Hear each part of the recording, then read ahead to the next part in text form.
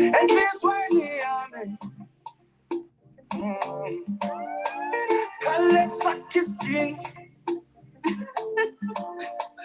Woga wale. You don't believe. Just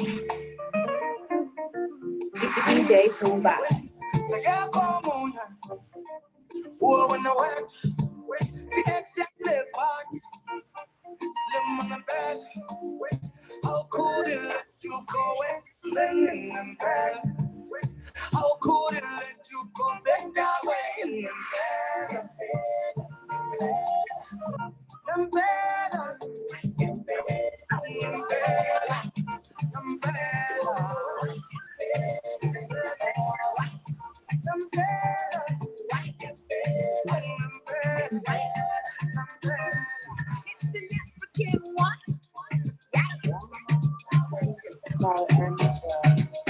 Yeah, me, I like it. Something so. This my African hands and gon' love you. Yeah, my African lips and gon' kiss you. Oh, my African lips get down to you. Oh, my African legs that can run to you. Whether you come here to break down, I mean you come here to take action. You come here to make plans. Never would you reject motherland. Whether you come here to love me, oh, I mean not to find you. Never would you reject motherland. Anywhere you go, London, USA. Nowhere be like Africa. Nowhere be like home. Anywhere you go, New York, Chicago. Nowhere be like Africa. Nowhere be like home. People everywhere are young. Why Karibu kiti. Kabewa lili. Everywhere are young. Why Karibu kiti. Kabewa lili.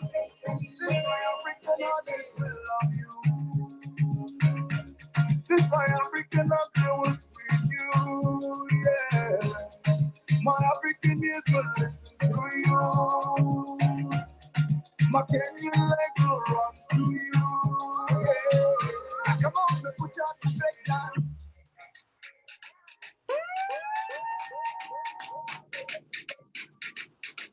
Africa, oh, Africa, oh, Africa, Africa, Africa, Africa.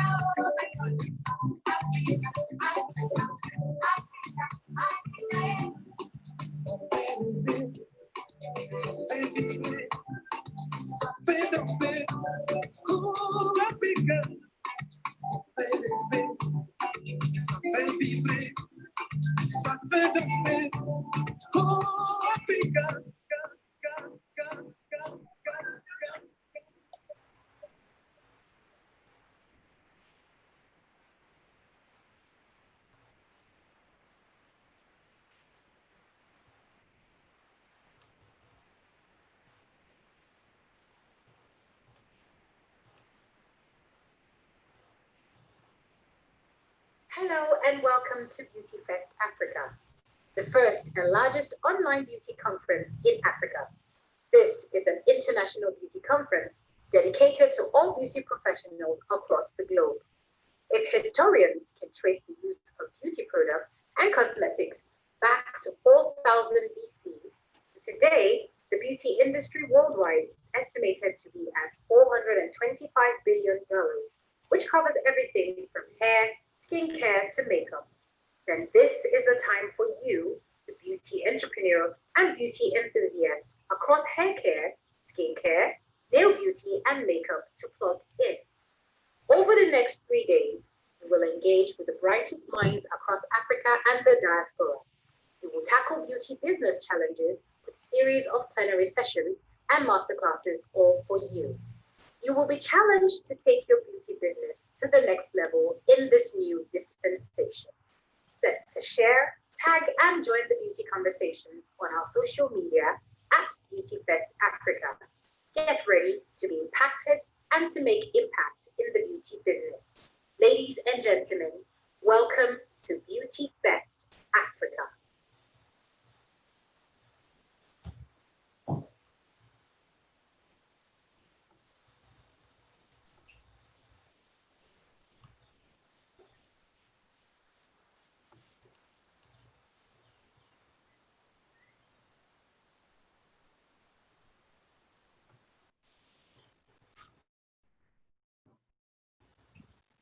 Day one, welcome to the first plenary session of West Africa 2020. Day one.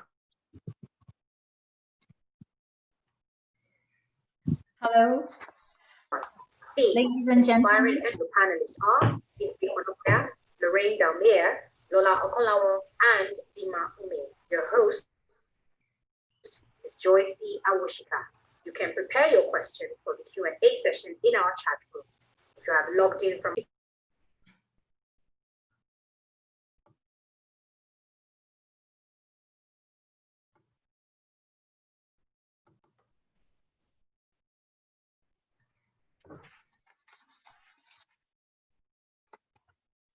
Okay.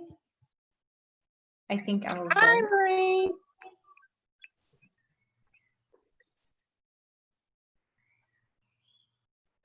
Okay, ladies and gentlemen, thank you all for attending the Learning Conference. Thank you, Nancy, for inviting me to give a warm welcome to the continent.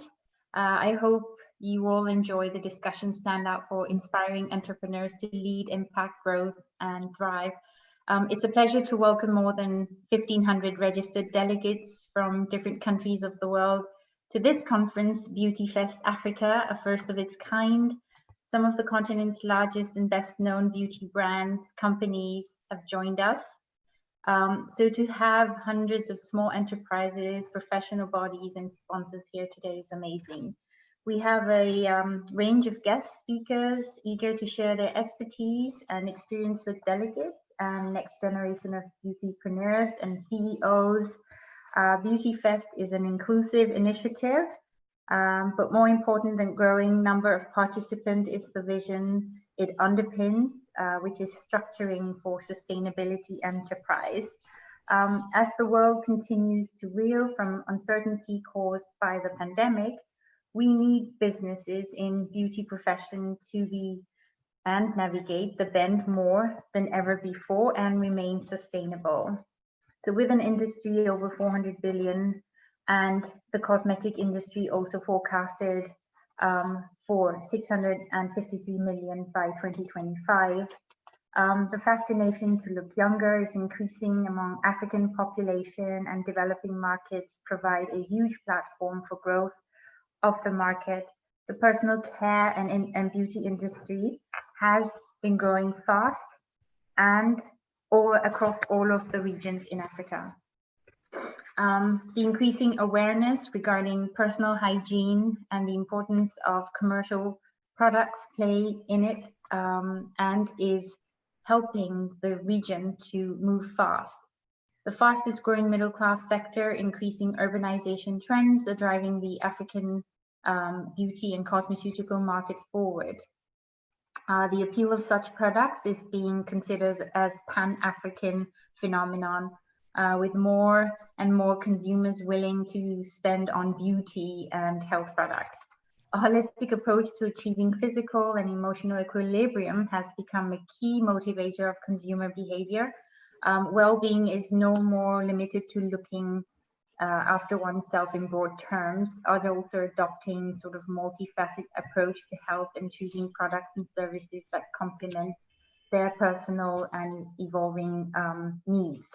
In particular, the beauty industry is taking an interest in the wellness revolution as self-care becomes an essential component of physical, mental, and emotional health. And consumers will continue to optimize their beauty routines to focus on self-care principles. So what does that mean for the beauty industry and the forecast mainstreaming on 2030 beauty shelf be? Well, we see in 2030 that products will create services that feature, for example, waste-free claims. This will come about as waste streams enter the product development pipeline in sustainability, elevate engineered natural products and ingredients. These will be wholly embraced by consumers who both want sustainable production and integrate the Internet of Things. So the ability to measure and monitor and integrate data will change behavior as products fit seamlessly into consumers' lives, and consumers take the driver's seat and demand what they want. Hark biology, as the focus shifts from aging to longevity, with emotional and mental health taking center stage, new cosmetics will become essential for social survival. Again, I would like to thank everyone here today, and I would like to welcome you all and encourage you all to engage and glean as much as possible from this conference. Best business practices, strategies, values, and wisdom essential for sustainability in the business of beauty. Thank you.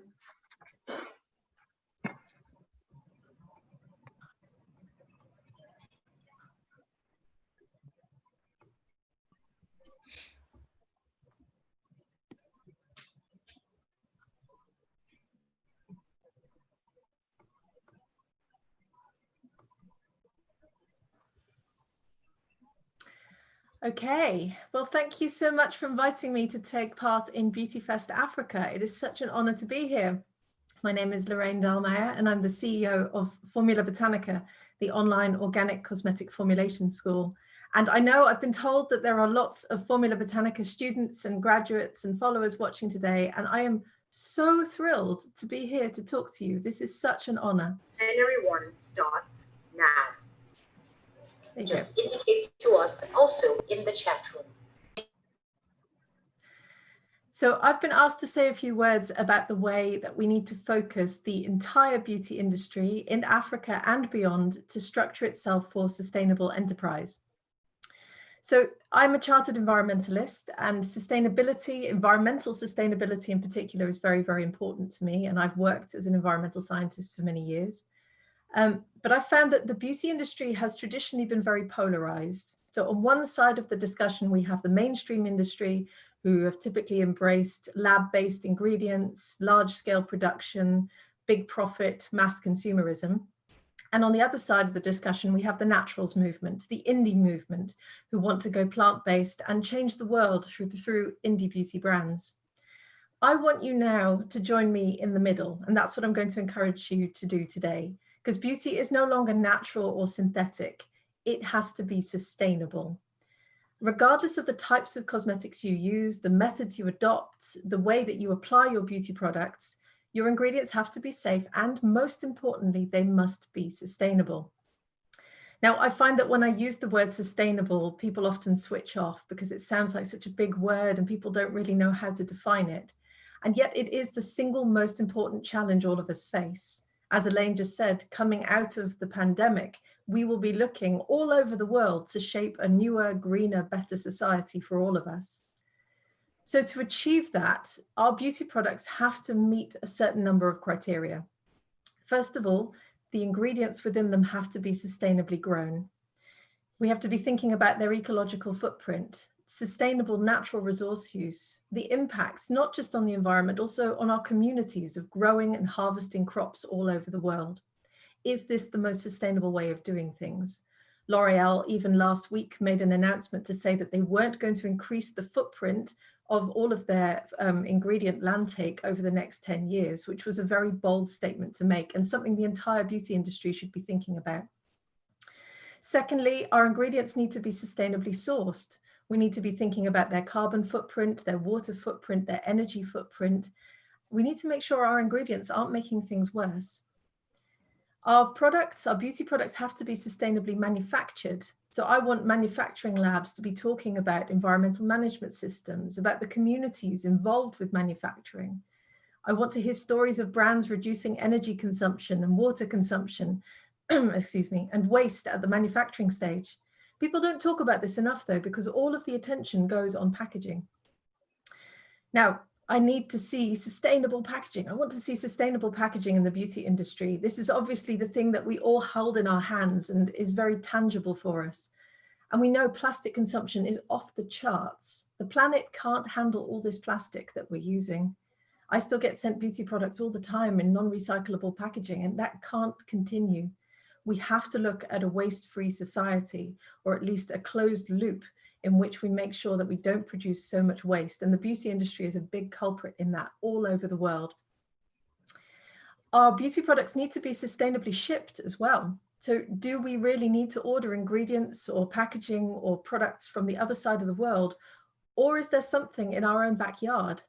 I see a drive all over the world to go more exotic all the time, but there is a travel distance associated and a carbon footprint associated with all of that movement.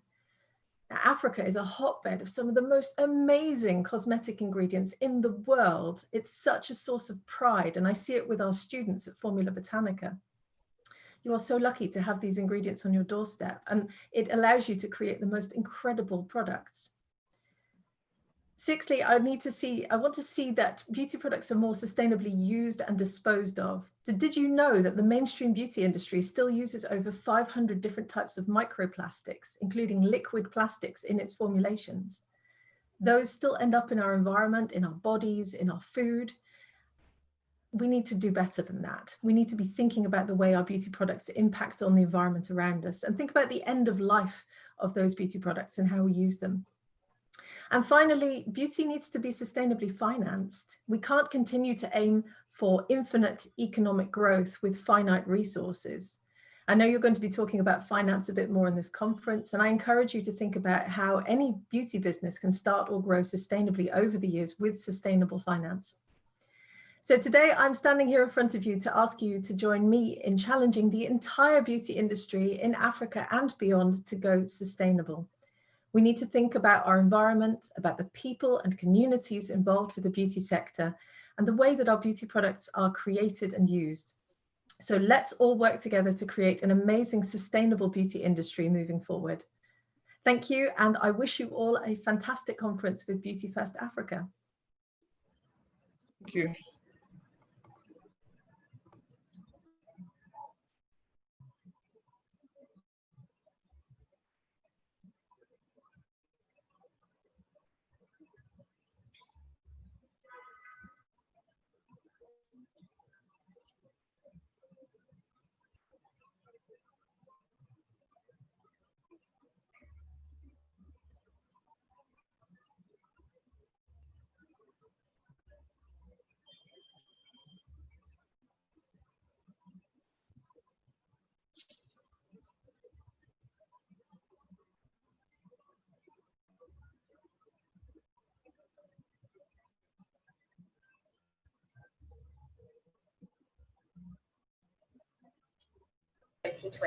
Day 1. Theme: Inspiring entrepreneurs to lead, impact growth, and thrive. Your panelists are Ife Onokoya, Lorraine Dalmier, Lola Okonlawon, and Dima Ume. Your host is Joycey Awoshika. You can prepare your questions for the Q&A session in our chat rooms. If you have logged in from other countries, we would love to hear from you. Just indicate to us also in the chat room. Thank you. Get ready to take down vital points as Plenary 1 starts now. Hi, everyone. Welcome to Plenary 1. Thank you so much, Lorraine, for such an insightful and eye-opening introduction. We are in interesting times, definitely, for sure. And I'm so excited with the topic that we're speaking on today, because it's so apt. You know, in these times, with the move for sustainability, with all the changes, the uprise in the beauty brands that are coming out, new brands coming on, it's just an interesting time. And it's a time that we really need to think about leadership, and we really need to think about how we are building these brands, you know, how we're growing them and doing it in a sustainable fashion. So I'm so honored to have the privilege to host 4 amazing thought leaders today and to engage in a conversation that I'm sure will inspire and definitely encourage all of our listeners. So that starts off, our topic today is specifically on inspiring leaders for growth and inspiring entrepreneurs to lead, impact, and grow. I want to start off by having our wonderful panelists introduce themselves. Can we start with Lorraine, who just spoke to us? Lorraine, can you tell us a bit about you, Formula Botanica, and your background as well? Hi again. So my name is Lorraine Dahlmeyer. I'm a biologist and a chartered environmentalist, and I'm the CEO of the award-winning online school Formula Botanica. We teach online courses to help people become formulators, making natural skincare, natural hair care. And we also teach people how to start their own indie beauty brand. So I've been running Formula Botanica for the last 6 years. We now have almost 10,000 students. We're going to welcome our 10,000th student in, I think, next week, in 162 countries, which blows my mind every time I think about it. Yeah, and we basically help people change their lives by starting their own beauty brand and learning how to formulate, which is incredibly empowering because anyone can formulate. So I'm incredibly honored, as I said, to be here today, and I look forward to talking to you more in this plenary. Thank you, Lorraine. Pleasure to meet you. And we're going to move right on. We have 2 makeup extraordinaires with us today. We're going to start with Bimpe Onukoya, who is world-renowned. She's also a Maybelline educator as well. Bimpe, can you please introduce yourself to all of us? Hi, everyone. My name is Bimpe Onukoya, and I'm happy to be here. I've been a makeup artist for 18 years and more. And I'm the artistic director for Maybelline New York, Nigeria. And yes, I'm happy to be part of this. Thank you, Bimpe. You're welcome. Welcome. Thank you. And we're going to move on over to our other makeup artist on this panel, and that is Lola Okanlawan. Lola actually did my makeup for my wedding in DC 4 years ago. Lola, please introduce yourself to all of us.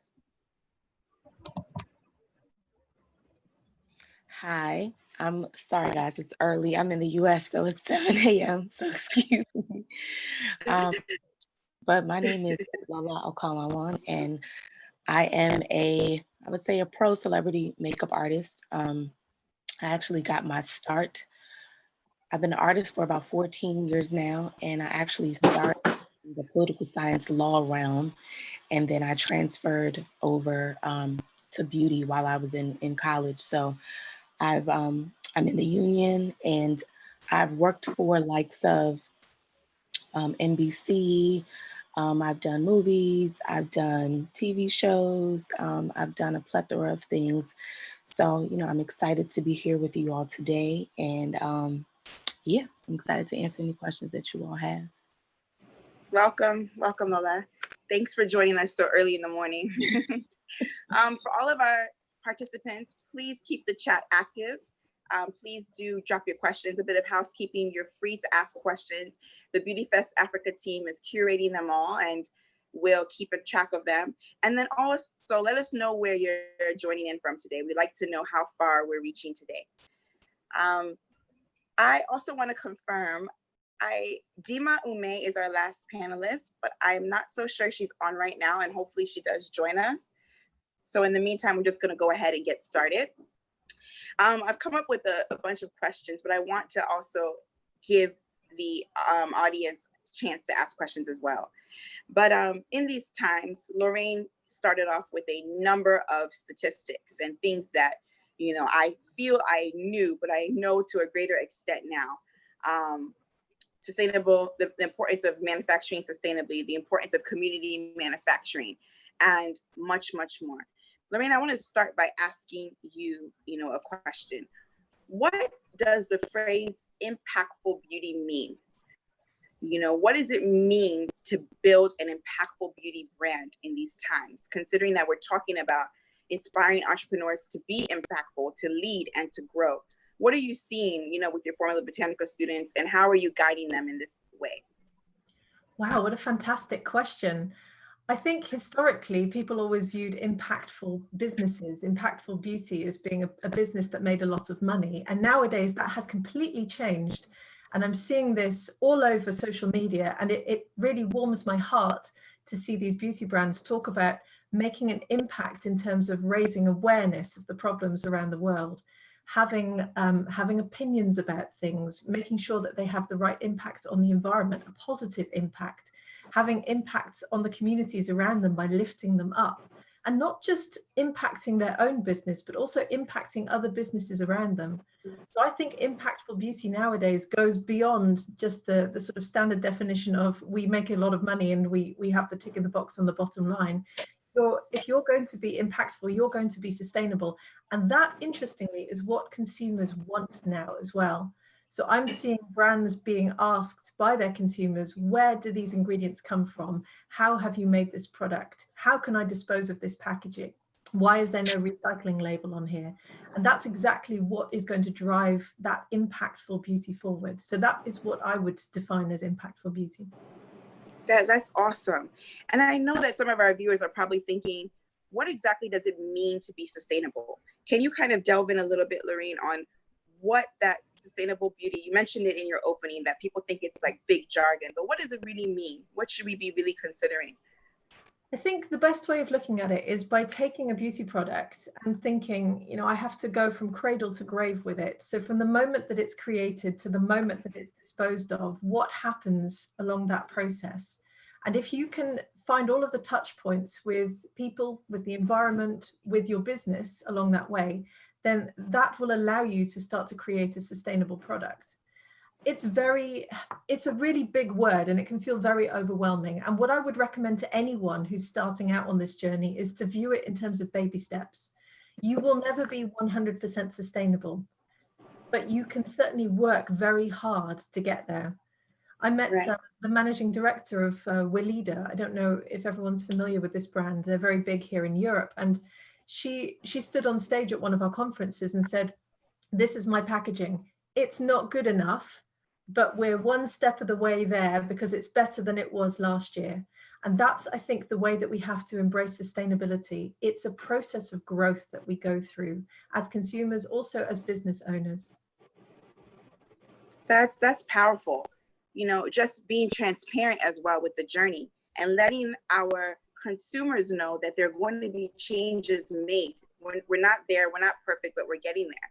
You know, over here in this part of the world, I founded a beauty brand. You know, I'm actually a Formula Botanica student, and I know how hard it is with packaging here because we often import our packaging, right? But there are unique things coming in and unique ways. So even just being transparent, I hear you say, telling the story and explaining to the customers how it can be better and what we're planning to do to get there is really, really important.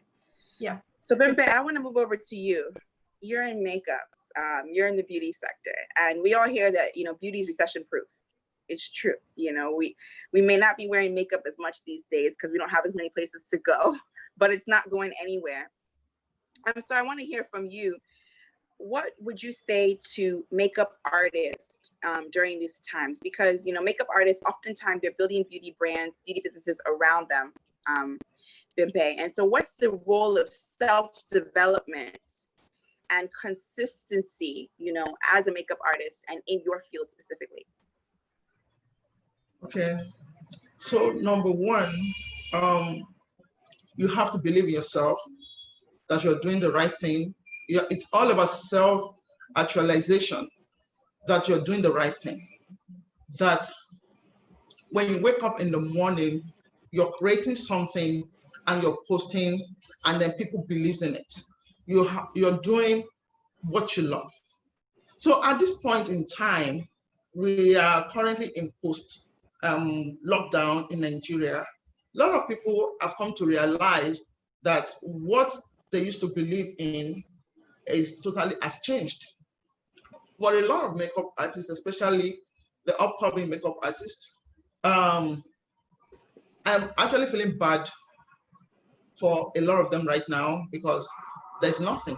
Everything they believed in, the brands they are building, they are not doing anything.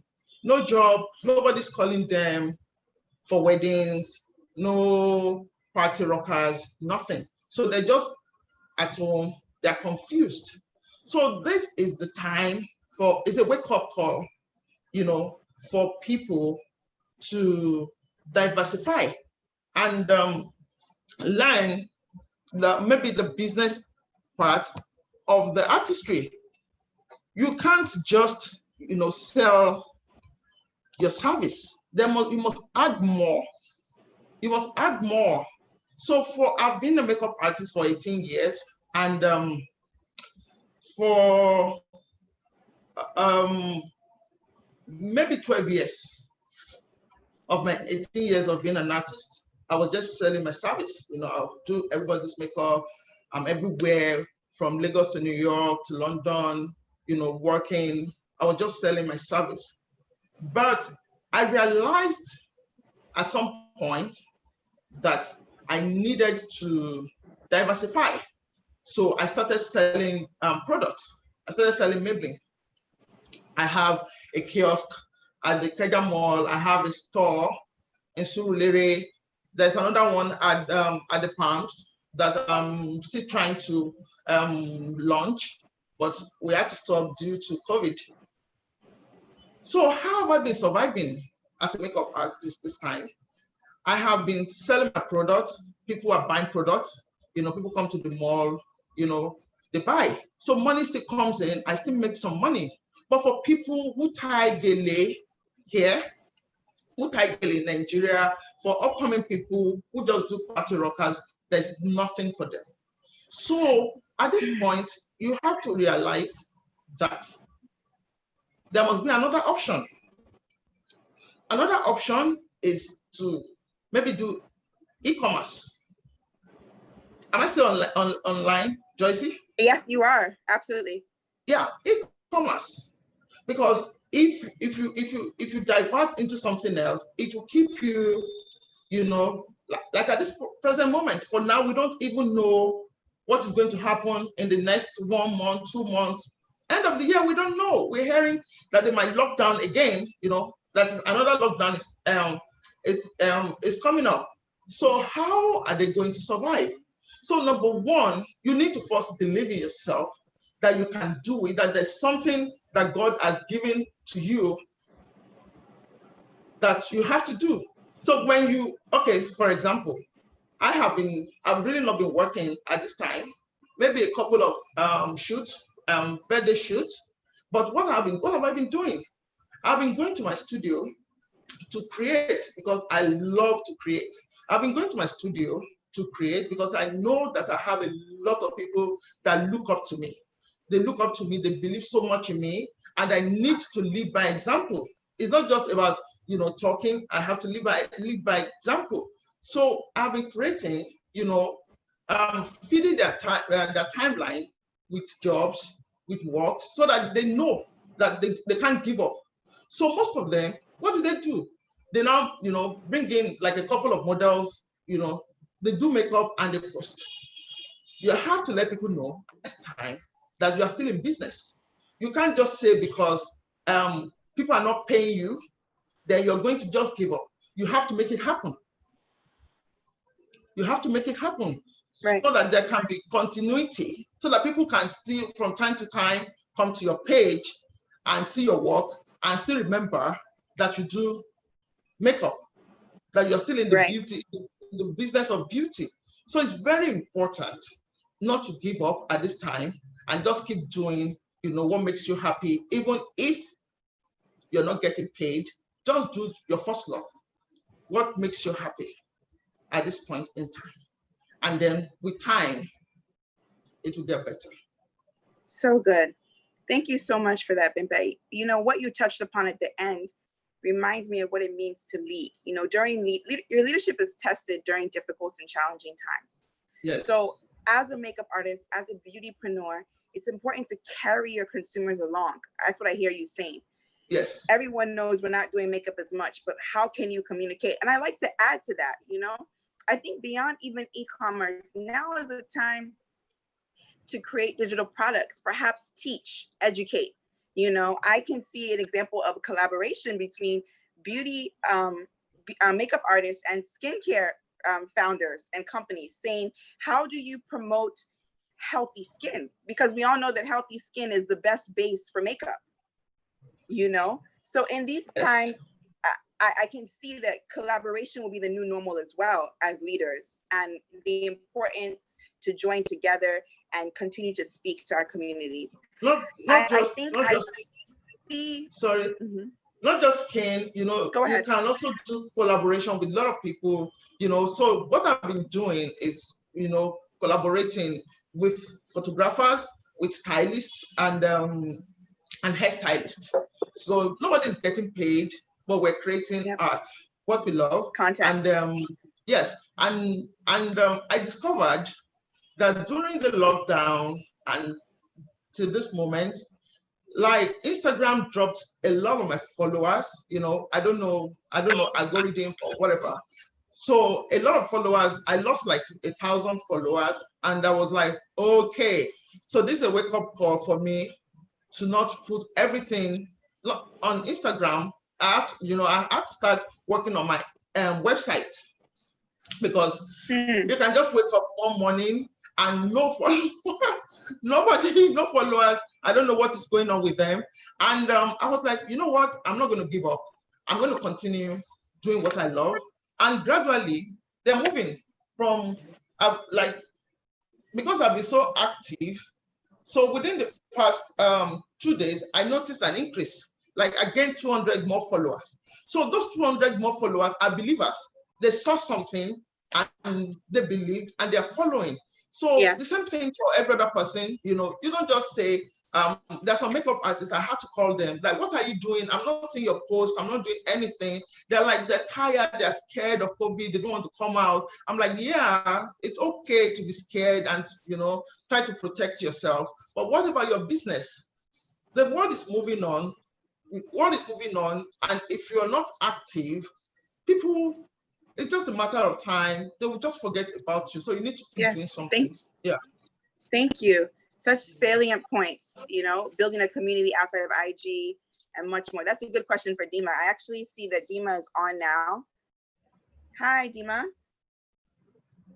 Are you there? I think you need to connect your audio. So, and let's see your face, please. But while Dima fixes that, let's go over to Lola. Lola, you've always been like a very unique in your ways. You've always been innovative. You know, the very fact that you've worked with celebrities, when I was doing some more research about you, you also are part of a union, you know, for makeup artists and whatnot. You know, during these times, what do you think about the role of innovation and unconventional beauty in these times? I mean, things have changed. I'm trying to stay away from the COVID talk. I really want people to just hear about leadership and impact, you know, and growth, scaling through, thriving. But what's the role of innovation in these, you know, right now? What's the role of unconventional beauty? Well, right now during these times, I think it's very important for, you know, for everyone, just like Binkwe was saying, it's important to create, to be innovative, you know, to collaborate as much as possible and to create as much content as possible. You know, although we aren't working right now, you know, I'm not sure what the systems, you know, or checks and balances are in place in Nigeria, but here, as it relates to, you know, the times that we're in today, you know, thank God I'm in the union. So we have things in place that are giving us training, online trainings, you know, about safety practices. We have, you know, petitions that, like, actually I started a committee, a diversity committee. I don't know why I keep saying committee about people of color get into the union, because there is a lack of diversity issue, you know, especially as it relates to having people of color that work on television production and with people being on set. So I've championed with other artists who are in the union to ensure that discriminatory and systemic racism practices aren't being used as it relates to the intake process with allowing people of color to get into the union. Because it's important for us to see each other on set. You know, it's important not to be the anomaly on set. And also it's important to, especially now with people of color branching into television and production by way of directors, producers, by way of the talent, it's important to have people that look like them on set, people who they're comfortable with. Because as Black people, we always have to come, you know, 2 times better, 3 times, 4 times better than everyone. We have to know how to do everything. But as it relates to being innovative, again, I think, you know, for all people, I think that this serves as a lesson to save. You know, that no matter how well the business is doing, pour back into your business, and also to save money, because you just never know. You know, I always tell people, you know, although I love the artistry component of makeup, if I had to do it all over again, I would have actually went into the business of makeup, i.e., you know, becoming maybe a cosmetic chemist or a marketing director. You know, there's so many different realms in beauty. And when people think of it, I don't want them to trivialize the space and think that it's just a hands-on approach, like, oh, I like to do makeup.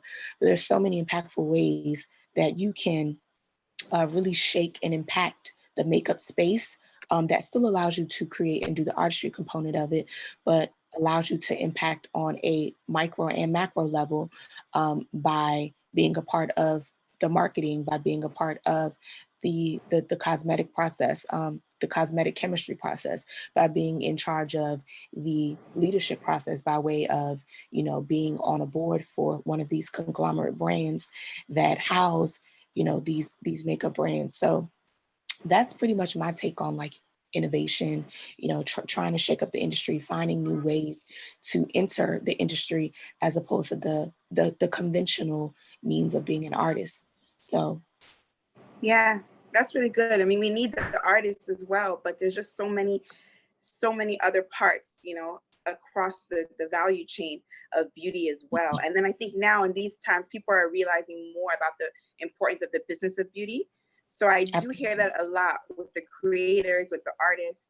You know, that's just one side of things, and you need to have a balance, you know, as you know, when you consider the industry. So I want to take it back to Lorraine, because Lorraine, you're working with formulators, you know, you're working with scientists, you're working with people who are creating brands. And I see a lot of people make claims out there. You know, we're talking about leadership and impact. They make a lot of claims. You know, you hear about this organic word, or, you know, all natural. And we hear it a lot. And what do you have to say about the importance of brand integrity, or even how do you guide, you know, entrepreneurs and formulators when it comes to integrity about their brands and what they're saying to consumers? Because we've had to deal with so many different people say that, oh, such and such brand said this would do this for me, or this is completely organic. And we're like, you cannot be organic unless you've been certified by an organic body.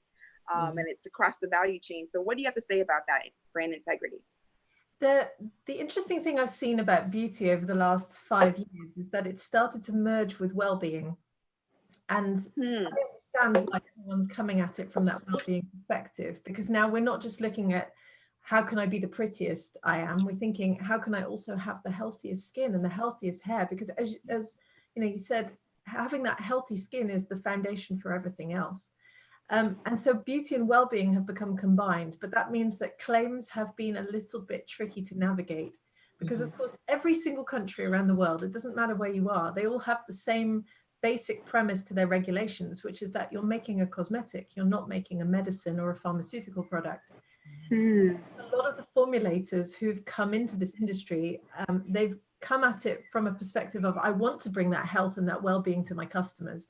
And they do it from a real place of goodness, because they want to have a real impact on their customers. But in doing so, they sometimes fall foul of the law by breaking the law by saying things they shouldn't do. Then, of course, different countries around the world have different approaches to cosmetics claims. So here in the European Union, you're not supposed to make free-from claims, whereas in the US, the FDA really doesn't want you to make claims about what is in your products and how it might have sort of pharmaceutical effects on the skin. So it is a real minefield to navigate, but you have to learn how to navigate that minefield in order to still help your customer, because ultimately every single beauty brand out there wants to help their customers, and they all come at it, as I said, from a real place of goodness. The best way to do it is to learn what you can and can't say. That takes time, that takes some education. You can also work with safety assessors, you can work with chemists who can help you with that. It's not easy, I won't lie. It's very easy to get it wrong. We've all got it wrong at some point, but we have to walk down that line to make sure that we do the right thing, because that elevates us above everyone else, really. Right.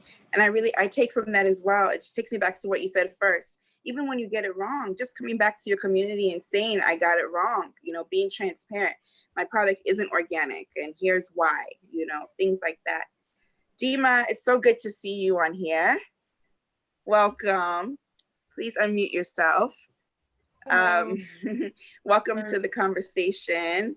Dima, you're one of Africa's biggest beauty bloggers. I have learned so much watching your channel and engaging with you. We started off with introductions. If you could just give like a quick 30-second introduction, and I'm going to ask you a question that I know that the listeners are eager to hear. My name is Dimmaumi. I'm a content creator. I do mostly beauty, lifestyle, and fashion, and I live here in Lagos, Nigeria. I create mostly on YouTube and Instagram. Okay, awesome. So we spoke a bit about, Bimpe mentioned, an experience she had with Instagram, and then realizing that she can't build her entire, her following and whatnot around Instagram because it's someone else's platform, and I think in this times when we're all going virtual, we've even seen issues with platforms like Zoom that we're on. When it's not your own platform, anything could happen. But I want you to speak a bit about, building community in different ways. So all those who are listening, building community in a diversified way. How do you do that? And how do you nurture your tribe? How do you nurture a brand tribe along the way? I think that nurturing more than anything, is just being very, very attentive to what, your community will probably want to see from you, being very attentive as well, just kind of anticipating a couple of things, or just by looking very closely at your demographic, looking at their age group, looking at the earning capacity of the people who you have following you. I think that when you're conscious of those things, it's very, very easy for you to connect. Over the past couple of years, I've had to make a lot of changes, because at first when I started YouTube, it was just like applying makeup. You could title videos green eyeshadow with red lips, and people are going to watch it. And over the years, it's just evolved to be more of like, people really want to feel like they know you, that whole sense of community, they want to feel it. And at first when I started dabbling into that whole space or that whole area, I'm like, okay, people want to know me more, and I want to speak to them from a place that they can really relate to. I tried a lot of things, to be very honest, I did. But then it started clicking to me, I think, when I started paying very close attention to my analytics on all the platforms that I have managed to grow a following on.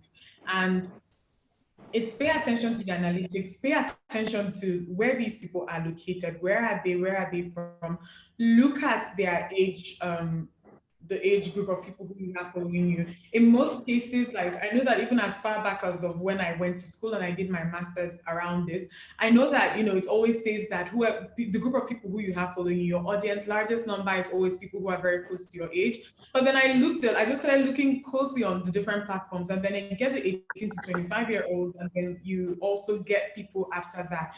And it's the 18 to 25-year-olds for me, and it's also the 25 to about maybe say 35-year-olds as well. And then if you bear this in mind, you know who you're creating content for, you know who you're speaking to. You're not just creating content for the sake of creating content. And I feel like you bear that in mind, you think of things that these people can relate to, you also take context into consideration a lot, and then you're thinking, okay, a lot of these people, they are here in Nigeria. These are the things that they can afford to buy. You think of the buying power. You just think of things that they can go out and get. So, because I see it happen to a lot of creators sometimes when they are creating content, that doing things that they like, and they keep constantly showing things that they like, and those things are valid. But then I think it's also very, very important that the community that you're trying to grow, you're also speaking to them. So it's understanding them on that level and trying my best to put content, because I think that more than anything is the ability to relate. So thank you. Let me follow up with a question. Where are brands doing it really right with storytelling, and where are they doing it wrong? I feel that, I don't know, I've seen in the last few years that telling your story makes all the difference. If you find an amazing exotic ingredient in Africa, right? This is Beauty Fest Africa, and you have researched and you found the potency of it and its efficacy, and you start to tell this, and you put it out there without, an amplified story that explains, then you're just another brand, right? And we can see that there's so many brands out there and new people coming up each day. So what, in your experience, the brands that have excited you, what are they doing right with their storytelling? And maybe where are they going wrong, the ones who aren't? I think that it's just allowing creators freedom most of the time, not freedom to the point where you don't have any control whatsoever with where the campaign goes. But then it's because it happens a lot here where brands approach people, like you see that this person has a following. At the end of the day, it's reach that you're after. You're trying to reach the person's audience. And then what happens is, okay, you've seen that they're successful, they speak and all of that, they speak to their audience a certain way. I feel like where they tend to fail in most of the time is trying to control every single facet of the whole thing. I think that creative freedom is very, very important, because creators understand their following. Influencers, they understand their following. They know the things that they've done in the past to have grown, to have had more people give them feedback. And I think that most of the time what brands, when it doesn't work out, or just campaigns that I've not enjoyed working on, it's brands that just try to just stifle you so much, and then they, at the end of the day, when you put out whatever it is you put out for them, you don't even sound like yourself, because they've tried to control every single part of it. So I think it's important that they just let creators speak to their audience like themselves, or the audience can tell. Let them, like, give them your products to experience. Let them tell very personal stories about it. Let the whole thing come from a place of experience, and not just, holding something up and taking a picture and listing the qualities. I feel like to a large extent, these are the things that are not working for them when it comes to mainstream media, especially in an industry like ours. And then it just like boggles my mind when they take those same things and they try to bring it into this whole influencer marketing space where the way you sell is completely different from mainstream. So very interesting. I think you made a case for brands needing to work with influencers as well to get their message out there. Thank you very much. I want to, since we're speaking about leadership and all, and I'm hoping the audience will ask some questions and waiting to see more. I noticed that we have some people from Netherlands, Ghana, Nigeria. Welcome to everyone. But I want to bring it back to the group. There's some people have argued that the beauty sector is saturated. I feel like there's still so much more room for brands. That's why schools like Formula Botanica exist, because there's new findings. There are people coming up with unique ideas. No two formulations have to be the same. I want to talk about transgenerational, like building transgenerational businesses for the entrepreneur. Lola talked about the importance of beauty, of the business of beauty. Bimpe spoke about, how she works with Maybelline as well. She does both product and she does service as well. I want to start with Lorraine. You work with so many indie beauty brands, right? And these are, please give us a definition as well, exactly what they are. But you work with, these smaller brands that are coming up, formulating, maybe one time a solopreneur, things like that. And what's the key, would you say, for these brands becoming bigger and transcending, not just being, a small brand that stays within its, a small niche, or maybe that's fine, but also how do they grow? What are the keys? I'm sure our listeners want to know, how can they build transgenerational brands? It's a good question. It's very easy to think that your niche is very small and therefore stuck in that niche. Sorry, someone's... I'm just sorry. I'm just trying to turn that off. 1 minute. Okay. Yeah. it's very easy to think that if you're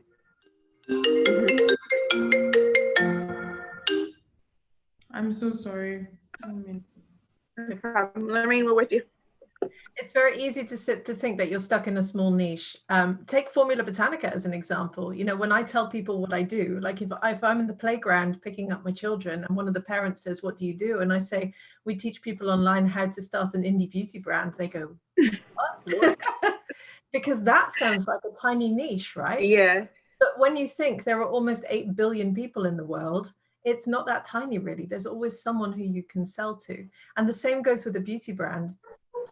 I would love to see more people think outside of the standard niches that everyone goes for. So everyone always says to me, I'm going to make products that I can sell to women who are in their 30s, who either have a family or have a busy life. But I've heard so many people say, well, why are there products for me? Because there are so many niches out there that are still untapped. Like, no one makes skincare, to my knowledge, for women in their 80s. Why not? There are Wow. so many opportunities out there that are still untapped. And I think people are very quick to say the beauty industry is saturated. But when someone has an idea for a niche that is still untapped, they fly and you watch them come out of nowhere and sort of take off. Because if you think how many people are in their 80s or 70s around the world, that's still an enormous percentage of customers that you can sell to. So I think you have to think about, you do have to go for a small niche because it allows you to shine. And as you were saying, you know, having that story is really what allows you to grow. But I think as long as you can find something that changes people's lives, and that's the most important thing really, then ultimately you're onto a winning idea, whatever type of business or industry you're in. So when you're making a product or selling a product, then it has to somehow change someone's life. And that can be tiny in the way that they feel about themselves, or the way that their skin reacts, or the way that, you know, they go through life. But you have to find that hook. And once you have that, you're onto a winning idea. And that's where you have that, that transgenerational growth. That's so solid. Thank you for that. I want to move on to Lola, you know, picking right off where Lorraine left us with that comment. So on the service side, how do you change people's lives? How do you begin to think of building, you know, your own brand that can transcend, you know, that can move on? I think it's important to, tap into that space by having interpersonal relationships.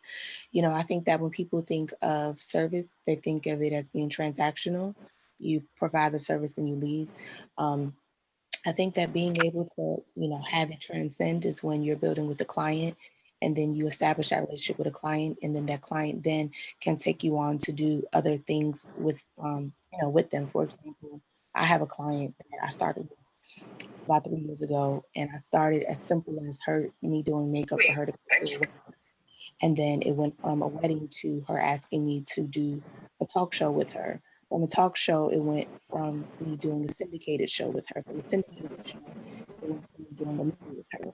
So now we're at the stage in our relationship where, you know, if I'm in the process of trying to develop a product, I know that she will support me in that way. And that's something that could help like transcend my business and just the industry overall. And to piggyback over with what Lorraine was saying, is that it's important to have a niche clientele, also product. You know, I feel like people think that when they are in the space that, just like she was saying, you know, the focus may be everyday women in their 30s that, you know, are Black or white or whatever. But I think it's important to find your niche. So like for Binkbay, for example, Binkbay does, you know, avant-garde, very fashion style makeup. Like that's her niche. So she knows how to create content to deliver to that. My niche is beauty, and my niche is also, I prefer to work with women who are more mature. So I typically work with women who are in their 40s and 50s.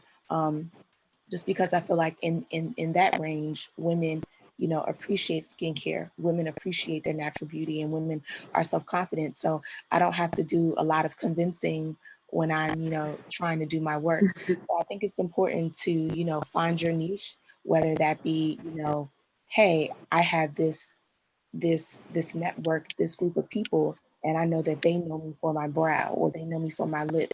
How can I help impact or provide a product that my niche clientele, would appreciate, and something that's true to me and true to my brand. So whether that's one product, whether that's 5 products, you don't have to come out with 30 products to be impactful. Just find something that is your niche based on the clients that you service, based on the product that that you're true to and that you believe in. And I feel like that's a way to transcend. And also, to speaking on what I said earlier, that's why it's very important to tap into other spaces outside of service, because I feel like that will also help transcend. So if you are an artist and you tap into cosmetic chemistry, or if you tap into marketing, and I feel like that's how you transcend the space. That's how you, help the longevity that your career could possibly have. Because at some point, I'm going to get to the age where, I want to start having, a family, and I may not be able to do the service part. So I may need to have a product, or maybe because, I have a niche of dealing with Black women from the ages of 45 onward, I could help a brand that wants to develop a product for women of that age. So that's why I feel like it's so important to tap into other realms outside of just the artistry. It's fun, but you also have to think of generational wealth. You also think of how you can also impact the industry by just not physically doing the work, by transcending, by kind of inserting yourself in other facets of the industry. So good. Thank you so much for that. Giving an example of how to do it in the service-based industry as well is so powerful for those of us who are on both sides. I'm on both sides, and I want to actually bring in Elaine to this conversation before we round up. We just have a few more minutes. I'm also a part of the Spa and Wellness Association of Africa, which Elaine is, the founder and the CEO of it all. And I would like Elaine to talk about the power or the need for associations and community during this time on this topic of leadership and growth and impact. Thank you, Josie. It's so lovely to see you. And I'm so happy to be here and listening to everyone and all these impactful, points that you've given. And I just want to say that for everyone listening, that, as I mentioned earlier, the wellness and beauty industry are so interconnected. And you need to think about creating sustainable products, that can be sold in the spas as well, worldwide, not just in your country. And also try and relate to skin issues, because we have a lot of skin issues that aren't being tackled on the continent. So if your product can also support that, that would be great. In regards to what our association does and how that can help you, we are trying to pull together. We're sort of like a group of people around the continent that pull on each other to promote Africa as a sort of wellness destination, and within that, beauty is incorporated as well. So people have been asking us constantly, what products can we go to? What can you vet? So we would like your products to be top of those lists, and we would like to be able to have these lists sent out.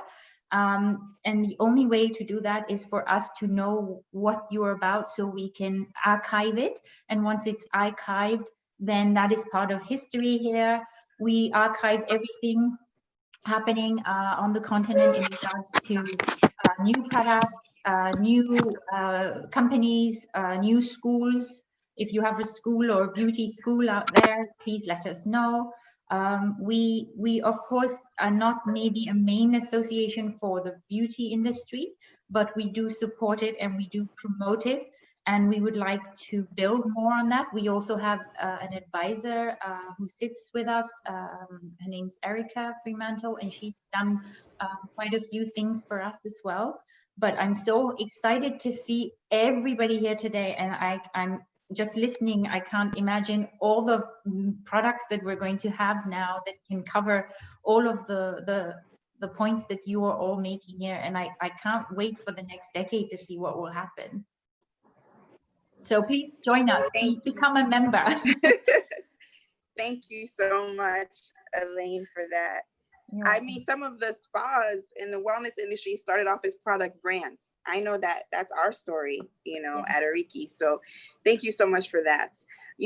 Ladies, this has been so informative and we're pretty much at the end, but I don't want to, I could be here forever.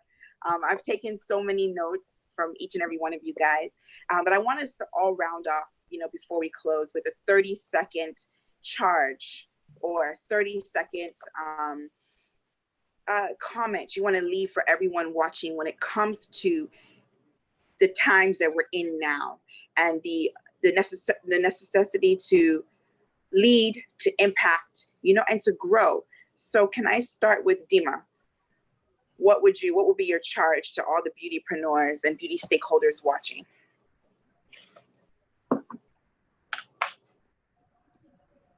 Sorry, can you guys hear me? Yes. Oh, okay. I just say to keep at it, to be very honest, and I know that things are a bit difficult right now, especially a lot of people, depending on what industry or what part of the beauty industry you're working in, COVID has affected us in different ways. For someone like, for creators who kind of create alone in delegated spaces, it's not that big of a problem for us right now. But then I say just to know that there is a need and to use social media as much as you can, to be very honest, and to try to reach people, and also just maybe, I don't know, like even things that you didn't even think that you would get into at this point. If there's an opportunity for it, then consider it as. Thank you. So point number one, get on social media and connect. Bimpe, can you please share your thoughts? I would like to use this opportunity to implore people to not give up. Times are hard, but to keep trying to master their art. It will still get better, and people should use this opportunity to learn as much as they can while they're waiting for better opportunities to come. They should just, go out of their comfort zone to learn as much and acquire as much knowledge because this is the time to learn. If you're not doing much, you might as well use this time to learn and to make yourself a better person, a better artist. So Thank you. Once we're in a good, okay. Yeah, thank you. Thank you so much, Bimpe. So Bimpe says, don't give up and it's a time to learn. That's so salient. Please, Lola, can you share your charge with all of us? Yes, my charge to everyone is obviously to keep faith in God. That's important, especially during these times. My charge is also to save. It's very important that you all save your money so that you can invest in whatever entrepreneurial things that you have in mind. Also to figure out what your niche is so that you can tap into that and figure out what unique gift that you offer to the beauty space. Also to have a standard of beauty. It's important that we all have a standard that we stick to help this beauty business flourish, especially in Africa. And also to create content, keep creating as much information and content as you can so that you can stay visible on all platforms. Thank you. Lola dropped about 5 different gems. Keep the faith, save money, find your niche, have a standard of beauty, and create content. Thank you. Elaine, can you drop us with a charge? Yes, I just want to encourage beauty businesses out there to, once you've found your niche, just navigate and bend as much as you can and try to find that sustainability within your product, and please make it more aware so that the continent can know about it and the world. So that I encourage people to do a lot more of that. Oh, that's fantastic. So amplify your brand and your voice. Yes. Navigate all the bends. Thank you. And as we come to an end, Lorraine, can you please kindly leave us with a charge? Right. My charge is that I encourage you to embrace your story And I know that we've said this, and a couple of us here on the panel have repeated this already, but embrace your story and be proud and visible with that story. Because if people can connect with you, be that through social media or your content or your website or your products, then they are more likely to want to buy from you and buy from you again. I also encourage everyone to think about how their beauty business changes someone's life. That can be tiny, it can be huge, it doesn't matter. But if you can change someone's life, then they'll keep buying from you. And that is ultimately also what makes a sustainable business, because you want to be in business in a couple of years' time still. Thank you. I want to thank every single one of you, Lola, Dima, Elaine, Bimpe, Lorraine, for your time this afternoon or morning, wherever you're calling in from. And I know I was impacted, to a great magnitude today. And I know that our listeners were as well. I hope that everyone has taken some great notes and is going to leave with some very, very impactful things. Just as we were speaking about leadership and impact, it's very, very important to take and draw lessons from every single one of us who've spoken today. So thank you so much for your time. And I hope that we have another opportunity to connect again. Have a great day. Thank you.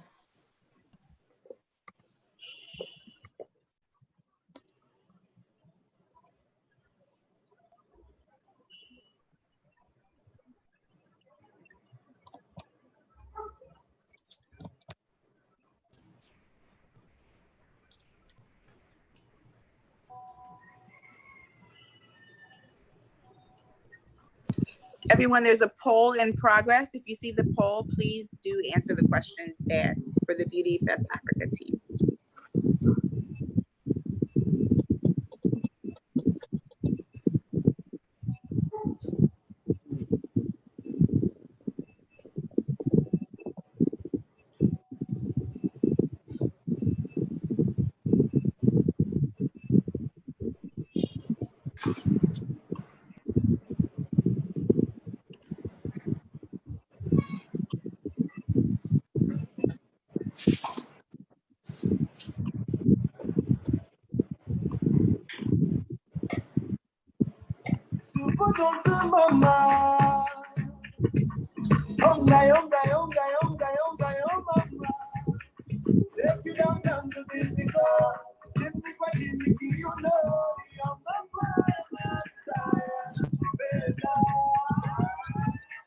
I wanna see the ladies lose control.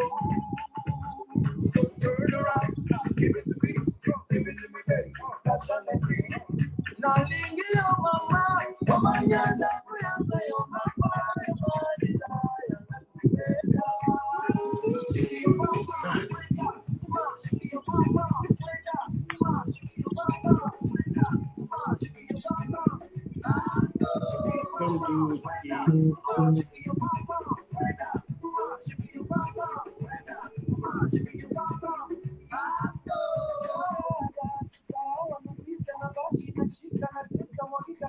Can we log out?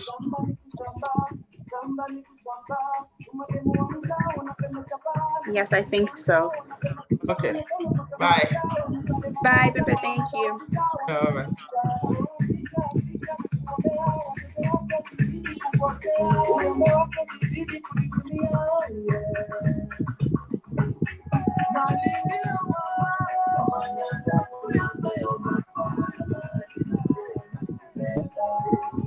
For joining us. We hope you have enjoyed every aspect of this plenary session. If you have more questions, you can send an email or call us using the details down below on the screen. Our next plenary session is starting in the next couple of hours. Join the conversation on our social media and share with us at Beauty Fest Africa. We have come to the end of the first plenary session.